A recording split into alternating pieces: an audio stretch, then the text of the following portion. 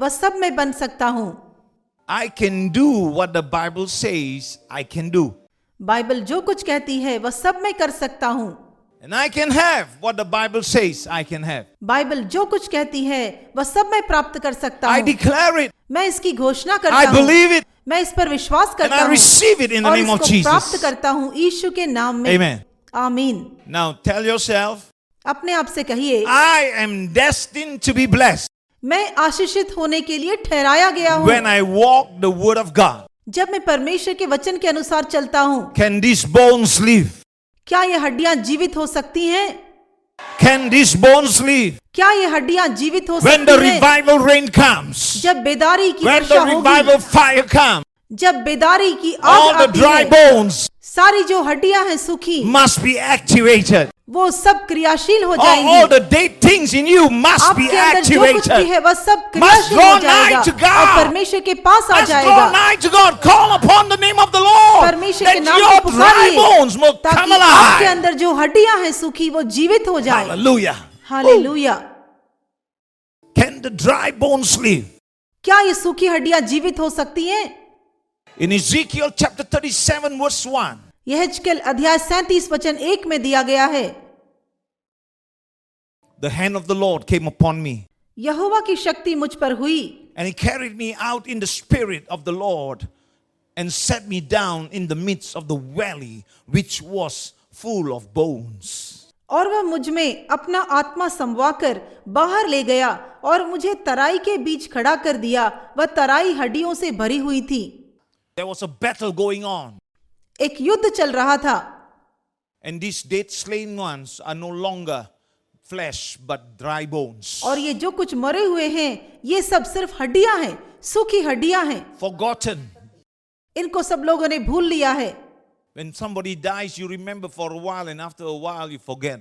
जब कोई मर जाता है हम कुछ समय के लिए उनको स्मरण रखते हैं फिर भूल जाते हैं।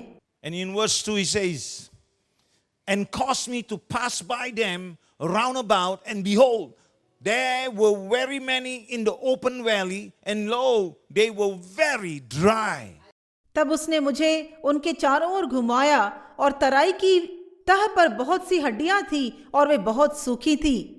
Wow. White, bleached, brittle. ये सब सफेद और सूखी हड्डियां हैं। Even the worms won't want to inhabit these bones now. अब ये जो कीड़े हैं वो भी इन हड्डियों को नहीं खाना चाहती हैं। So what is he saying about? यहाँ पर क्या कहा गया है? He's saying, here is the life that is without God. यह जीवन परमेश्वर के बगैर है। Here is the life that is wasted. यह जीवन व्यर्थ जा रहा है। Here is the life that has no hope. इस जीवन में कोई आशा नहीं है। Drugs have left it desolate. Drugs के द्वारा यह जीवन बेकार हो गया है। Alcohol नशा has broken it pieces. इसे कई टुकड़ों में तोड़ दिया है। The improper relationship रिश्ता जो बेकार का था has caused it to be without hope. इसने आशाहीन इनके जीवन को कर दिया है। Sin has destroyed it.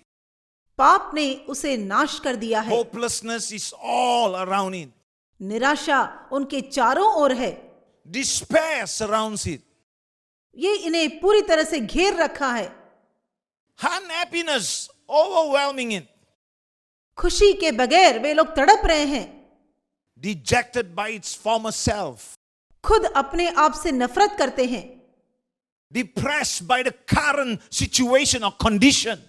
वर्तमान परिस्थिति से वे लोग निराश हो चुके हैं। Discouraged by its failures. असफलता के द्वारा निराश हो गए हैं। Disheartened.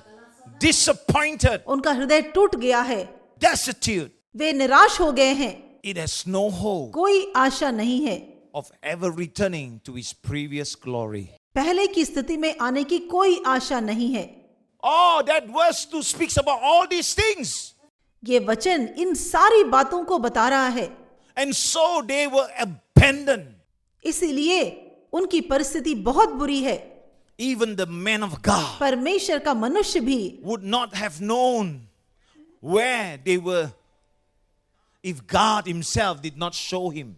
परमेश्वर के मनुष्य को भी पता नहीं होता यदि परमेश्वर उसे न दिखाया होता। The man of God would not know whether you are in despair or in failure unless the God will show him. आप निराशा में हो, असफल हो, यह परमेश्वर के मनुष्य को भी नहीं पता चलेगा यदि परमेश्वर उसे ना दिखाए। And verse 3 says this. वचन 3 ऐसा कहता है, And he said unto me, Son of man, can these bones live? And I answered, Oh Lord God, thou knowest.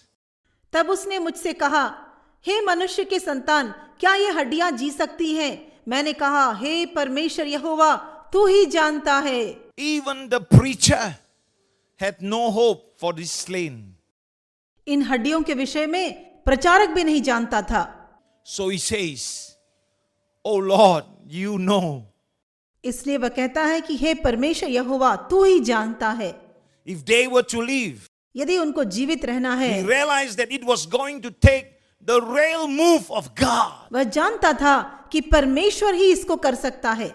If you're going to come out of your situation, यदि आपको अपनी परिस्थिति से बाहर आना है, all the people speaking and advising will be no use. लोग जो आपको कई प्रकार के सलाह देते हैं वो सब किसी काम का नहीं होगा। It requires the real move of God. परमेश्वर की आवश्यकता है इस काम के लिए। It's a wise man who realizes he needs God. एक बुद्धिमान व्यक्ति ही जान सकता है कि उसे परमेश्वर की आवश्यकता है। When you come to this conclusion, when you know that you need God, you have reached halfway there. यदि आप यह जान लेते हैं कि आपको परमेश्वर की जरूरत है, तो आप आधे मार्ग तक पहुंच चुके हैं। Oh, you are halfway home. आप अपने घर के आधे रास्ते तक आ चुके हो। Oh, your condition is halfway met already. आपकी जो परिस्थिति है आधी सुधर गई है। Verse 4. वचन 4, Again he said unto me, this is God speaking, yeah? Prophesy upon these bones and say unto them, O ye dry bones, hear the word of the Lord. तब उसने मुझसे कहा, इन हड्डियों से भविष्यवाणी करके कह, हे सूखी हड्डियों, यहोवा का वचन सुनो। Stop listening to other voices. दूसरी आवाजों को सुनना बंद करिए। Stop listening to other voices. दूसरी आवाजों को सुनना बंद करिए। Listen to God. परमेश्वर की सुनो। We need to get into a place where we can hear God. हमें ऐसी स्थिति में आनी चाहिए कि हमें परमेश्वर की आवाज सिर्फ सुनाई दे। In your commotion, you're not going to hear God. आपके जीवन में जो गड़बड़ी है उसमें आपको परमेश्वर की आवाज सुनाई नहीं देगी। All the voices of the world are coming to you. संसार की ओर से सारी आवाजें आपके पास आती हैं। But stop listening to those voices. उन आवाजों को सुनना बंद कर दीजिए। But listen to the voice of the Lord. परमेश्वर की आवाज को सिर्फ सुनिए। What makes us think that we can go one day without the word of God? हम कैसे ऐसा सोच सकते हैं कि एक दिन भी हम परमेश्वर के वचन के बिना जी सकते हैं?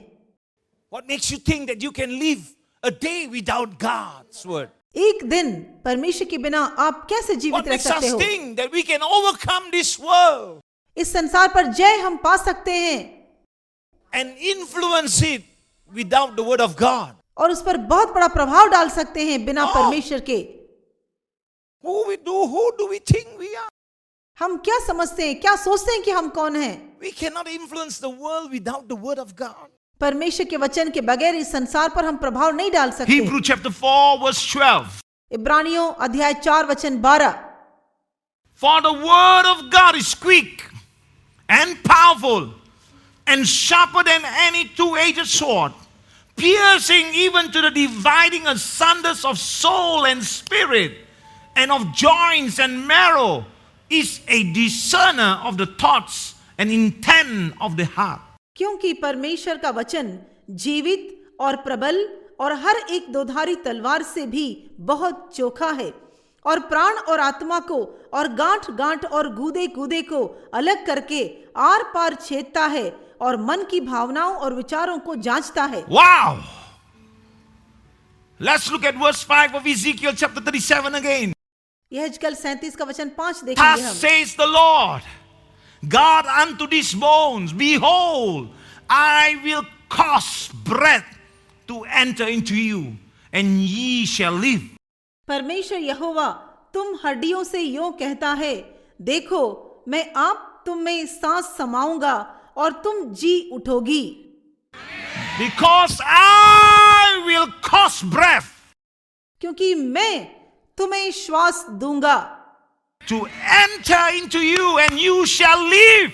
तुम्हारे अंदर मैं श्वास दूंगा और तुम जीवित रहोगे. People of God, परमेश्वर के it's जन, only God can truly form something. परमेश्वर ही किसी भी वस्तु की सृष्टि कर सकता है, Not man, मनुष्य नहीं.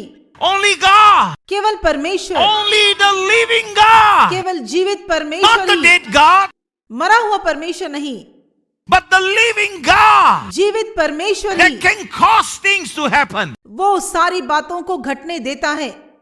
He said, I will cause. Oh, that word is powerful.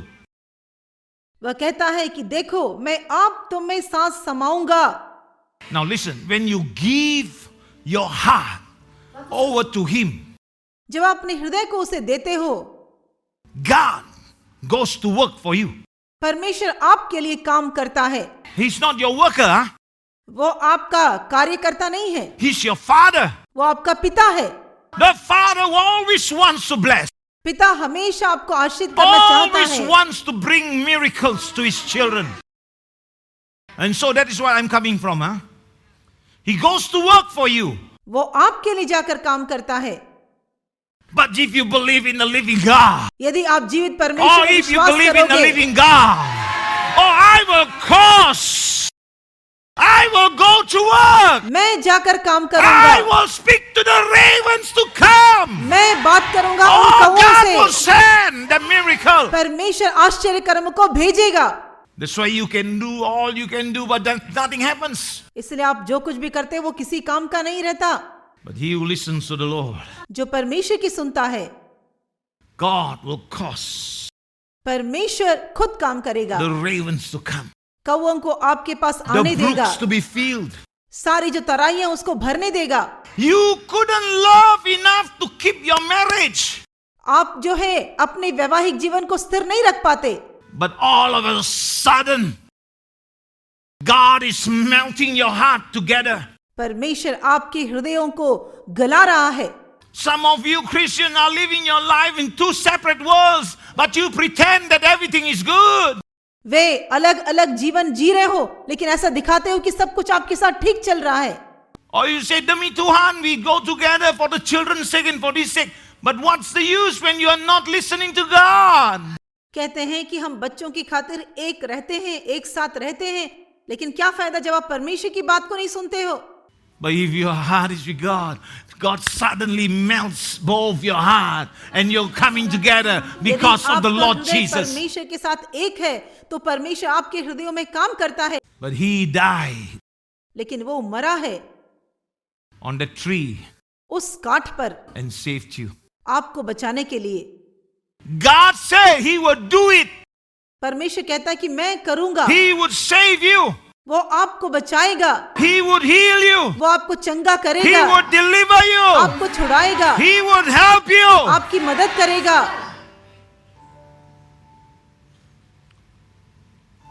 When we forsake our ability जब हम अपनी जो क्षमता है उसको त्याग देंगे and seek God's help, और परमेश्वर की खोज करेंगे, that's when the supernatural takes over. तभी असाधारण परमेश्वर कब्जा करता है हम पर. Verse 6. वचन 6. And I will lay sinews upon you, and will bring up flesh upon you, and cover you with skin, and put breath in you, and ye shall live, and ye shall know that I am the Lord. मैं तुम्हारी नसें उपजाकर मांस चढ़ाऊंगा और तुमको चमड़े से ढांपूंगा और तुम में सांस समाऊंगा और तुम जी जाओगी और तुम जान लोगी कि मैं यहोवा हूं. Can you take some more? This is the reason God has brought us to this place. परमेश्वर हमको इस स्थान में लेकर के आया है, This place in our life. इस स्थिति में, इस स्थान पर हमारे जीवन That में, we might know Him. ताकि हम उसको जान ले. The reason He has allowed us to make such a mess of our lives हमारे जीवन में ऐसी गड़बड़ी की स्थिति, पराजय की स्थिति इसलिए आई है so that He could show us who He is. ताकि वो हमें दिखाए कि वो कौन है। If you have messed up, now God can show who He is to you. यदि आपने अपने जीवन को बर्बाद कर दिया है, परमेश्वर दिखाएगा कि वो कौन है। Hello, church! Verse 7. वचन 7। I'm giving you verse by verse. एक एक वचन करके मैं आपको दिखा रहा हूं। So I prophesied as I was commanded, and as I prophesied, there was a noise, and behold, a shaking, and the bones came together, bone to his bone. इस आज्ञा के अनुसार मैं भविष्यवाणी करने लगा, और मैं भविष्यवाणी कर ही रहा था कि एक आहट आई और भुई डोल हुआ, और वे हड्डियां इकट्ठी होकर हड्डी से हड्डी जुड़ गईं। When God begins to put a life back together, there is a noise. जब परमेश्वर जीवनों को एक साथ जोड़ता है, वहां आवाज आती है। It might take some shaking up. वहां पर कुछ कंपकपी हो सकता है। It might take you to find yourself at the end of the rope. आप उस रस्सी के अंत में अपने आप को पाओगे, or at the bottom of the pit. हो सकता है कि गड्ढे के गहराई में आप होगे। But when you reach rock bottom, लेकिन आप एकदम खाई के अंदर पहुंच जाते हो। if you reach rock bottom, गड्ढे के नीचे में गहराई में पहुंच जाओगे, where else can you go? और कहां आप जा सकते हो? Go back up. फिर आपको फिर ऊपर जाना होगा। Come back up. ऊपर जाना होगा। Now that you hit rock bottom, now God can take you up again. आप सबसे नीचे खाई में पहुंच गए हो, परमेश्वर आपको ऊपर उठाता है। That is why, there's sometimes when God bring the people back, there is noise, there's shaking. इसलिए जब परमेश्वर दो लोगों को एक साथ जोड़ता है, वहां आवाज आती है, वो कांपते हैं। Oh, I hope that you are receiving something. आज आप कुछ प्राप्त कर रहे हो, मैं आशा करता Because I हूँ। know I'm speaking to somebody here. यहाँ किसी से मैं बात कर रहा हूँ, मैं जानता हूँ। In the church, the most beautiful place is always dressed well. कलीसिया में सब लोग बहुत ही अच्छा वस्त्र पहन के आते हैं। All the hidden agenda are hidden. बहुत ही सुंदर वस्त्र पहन के सब लोग आते हैं। But I cannot do it. But God that gives me the voice, He shows me that He stripped open, that He can show me the inside of you, that you are being told of God, that you are going to hit rock bottom. You can come out देखिए, now. आपके वस्त्र को खोलकर आपके हृदय की गहराई की बातों को परमेश्वर मुझे दिखाता है। आप खाई के नीचे हो और परमेश्वर दिखाता है कि आप ऊपर आने वाले हो। Or you can stay dead down there. नहीं तो वहीं खाई में पड़े रहो। Verse 8. वचन 8। And when I beheld, lo, the sinews and the flesh came up upon them, and the skin covered them above, but there was no breath in them. मैं देखता रहा कि उनमें नसें उत्पन्न हुई और मांस चढ़ा, और वे ऊपर चमड़े से ढप गई, परंतु उनमें सांस कुछ न थी। They looked like soldiers, but they weren't soldiers. वे सैनिक के समान दिख रहे थे, लेकिन वे सैनिक नहीं थे। They looked like Christians, वे मसीही दिख रहे थे, but in reality, हकीकत में they were just dry bones वे लोग केवल सूखी हड्डियां थी, covered in flesh. मांस से ढपे हुए थे। No life, जीवन नहीं था, no breath of God, परमेश्वर का श्वास नहीं था उनमें, no Holy Spirit, पवित्र आत्मा नहीं थी उनके अंदर, no power, सामर्थ्य भी नहीं था, no anointing. अभिषेक भी नहीं था। Do you know something? क्या आप कुछ जानते हो? Jesus said, यीशु मसीह ने कहा, you would receive power after the Holy Ghost is come upon you. Woo! आप पवित्र आत्मा के सामर्थ्य को पाओगे जब पवित्र आत्मा आप पर आएगा। Verse 9. वचन 9। Then said he unto me, prophesy unto the wind, prophesy, son of man, and say to the wind, thus says the Lord, come from the four winds, O breath, breathe upon this slain, that they may live. तब उसने मुझसे कहा, हे मनुष्य के संतान, सांस से भविष्यवाणी कर और सांस से भविष्यवाणी करके कह, हे सांस, परमेश्वर यों कहता है, चारों दिशाओं से आकर इन घात किए हुए में समा जा कि ये जी उठे। Oh, when real revival comes, जब सच्ची बेदारी आती है, when it comes into your वो life, आपके जीवन में जब आती है, it comes from all directions. वे सारी दिशाओं से आती From the है। four winds he will come. चारों जो When हवा है real वहां से revival आती comes है। into your आपके जीवन में life, जब it बेदारी will आती come है, from all वो हर directions. एक चारों दिशाओं से आती है। I'm talking about a God who can heal broken marriages. मैं ऐसे परमेश्वर के बारे में बता रहा हूँ जो टूटे हुए वैवाहिक जीवन को जोड़ सकता है। I'm talking about the He heals and diseased bodies. ऐसे परमेश्वर के बारे में बता रहा हूँ जो चंगा करता है शरीर को। He can bless your finances. आपकी आर्थिक परिस्थिति को वो आशीषित कर He सकता can है। save your children. आपके बच्चों को उद्धार दे सकता है। He can deliver you from addiction. वो सब प्रकार की अधीनता से आपको छुड़ा सकता है। He can bless you and your jobs. वो आपके काम को, पेशे को आशीषित कर सकता है। He can help you pay your bills. आपके सारे बिल्स को पे करने के लिए मदद करेगा। The problem with you is you don't believe it. समस्या क्या है कि आप विश्वास नहीं करते। Amen, amen, amen, but you don't believe it. आमीन आमीन करते लेकिन विश्वास नहीं करते। You got to believe the supernatural. आपको असाधारण परमेश्वर पर विश्वास करना चाहिए।